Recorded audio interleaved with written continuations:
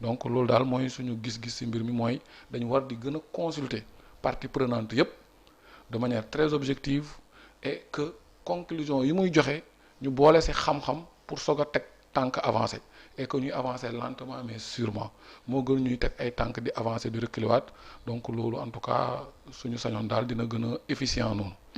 Vous parlez de consultation des différentes parties prenantes, mais est-ce que aussi yaa ngi wax par problème par rapport ak suñu mairie yi wala sax suñu collectivité locale yi nu mu waroon am viabilité. Est-ce que à ce propos nekkul aussi nu ñuy tabbee mairie parce que la plupart du temps ay postes politiques lay doon. Est-ce que ici au Sénégal on met les hommes qu'il faut à la place qu'il faut surtout quand il s'agit de nommer des maires quand même parce que ku wax maire moom moo nekkal président de la République wala sax mooy orienté politique gox-goxaatam quand même te am na maire yoo xam ne si je me trompe pas ils n'arrivent même pas à avoir un visa pour négocier des partenariats à l'extérieur quand même. Oui, ce que vous venez de dire est très important et vraiment une chose très pertinente. En effet, bu ñu bëggee jàngat si nous voulons vraiment analyser la situation et analyser les problèmes, faire un vrai diagnostic. Effectivement, si on approfondit le diagnostic, dinañ rendre compte que problème yi yemul seulement si texte yi. Peut-être question bi dafa demoon si texte yi moo tax ma yem si aspect légaux yi. Alors, au-delà des aspects légaux, certainement bëri na mbir yu ñu war a xoolaat. Comme li may wax décentralisation. Pour mu nekk une décentralisation aboutie bëriwul na fu mu am. mooy foog ñu yegg ci dévolution. mais pour ñu yegg fa li ngay wax noonu effectivement loolu mooy li ma bëggoon junj tout à l'heure ci question bi nga waxoon. mooy foog ñu dem ba nga xam ne dañuy def li ñuy wax sa xam-xam. bàyyi def wax sa xalaat.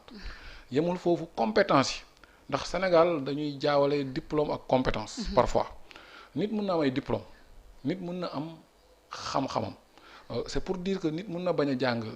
li ñu xam d'habitude muy école française te am xam-xam c'est pour dire que am na ñeneen ñu mën a nekk maire ñu jàngul peut-être français mais au-delà dafa am compétence yoo xam ne nag loo mënti jàng bu dee école tubaab nga jàng wala école arabe nga jàng wala leneen dafa am compétence yoo xam ne soo ko amoon day si ngay gën a am disposition pour nekk maire bu am xarañteefu diriger collectivité ndax nit mën na nekk docteur si benn domaine kese je donne un exemple nga nekk docteur en physique nucléaire point man jàpp naa ne fi nga gënoon mën a servir doon nekk maire kese bu fekkee amoo ay compétences yenn domaines yi. ak am ci ay références donc li nga wax di dëgg au-delà de li ñu bind suñu texte yi que ne pour être maire il faut savoir lire et écrire defe naa war nañu xool nan lañu ko gën mën a seggaatee daal. ba gën a améliorer critères yi pour nga accéder à la magistrature locale dina am yoo xam ne di nga ko mën.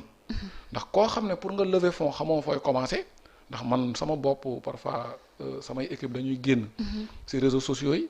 am ñu ne bon maire yu bëri mënuñu lever fonds. am na tam maire yu bëri yu lever ay fonds. mais lever fonds dafa bëri foo ko mën lever mën nga ko lever fii au niveau national mën nga xereñ créer disposition yoo xam ne dina tax nga am ay ressources mobiliser ko. mën nga dem utiliser la coopération décentralisée.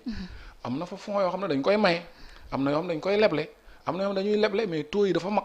am na yoo xam ne taux yi dafa concessionnel et cetera mais yooyu ku ko xamul nooy lever fonds mais soo ko xamee itam te mënoo monter projet dafay jafe waxuma yow maire bi nga mun ko mais nga mun manager ñu koy def te xam tam nan ngay liggéey ak ñoom ba benn dëgg sa rax du la si rëcc. ndax yow yaay personne bi nga xam ne yaay ordonnateur bi. yow yaay jiite mbir yi donc am na daal yoo xam ne soo ko dajalee mun na la aider si jamono boo xam ne ñu ngi wax digitalisation jamono boo xam ne tey dem si collectivité nit ñi di rang. xanaa defe naa maire bu si nekk am na mos nga am compte. dugg si banque gis ne ticket ngay jël rek taxaw. am na maire yoo xam ne li fa ne si xaalis peut-être du ay lu dul jeex mais defe naa ne mettre en place système boo xam ne nit ñi le service public dañ koy améliorer mais war na mun nekk. donc li nga wax dëgg la jàpp nañ ne jot na nit ñi nag comme que ñooy tànn bu njëkk ba dañuy tànn ñi ñu tànn dem tànnaat. muy système bi fi amoon. mooy conseillers yi ñooy tànn maire dëgg la. mën na biaiser les choses mais tey bu fekkee ne li ñu wax nii jàpp nañ ko te def ko te muy yoon nag ñun loolu lañ gëm muy suffrage direct mooy xeet bi ñooy tànn au niveau local ki leen di jiite waaw ñoom nag ñoo war a xool ki leen di jiite critères yi may wax ni yenn yi bu amee ci moom ndax am na engagement mais su amee engagement kese doyul su amee engagement est-ce que am na compétence su amee compétence ndax am na référence yu wane ne compétence am yooyu moom kat ay la yëwen am na ay preuves yu wane ne mën na. bu paasee loolu ndax am na éthique ak déontologie bi nga xam ne mooy tax ñu am yaakaar ne kii de dina jubal te dina yemale. defe naa yooyu bu ko askan bi xoolee te bàyyi ñoom itam li may wax nii nag du man maa ko wax. ñii di def ay études ñoo wane ne indice de corruption. dafa rëy ci suñu gox yi. ci suñu réew yi surtout Afrique sowu jant. alors corruption boobu kon dëgg la fi corruption bi nag dafa bari forme kon jot na ñu xeex ak loolu à notre manière kenn ku nekk ci ñun.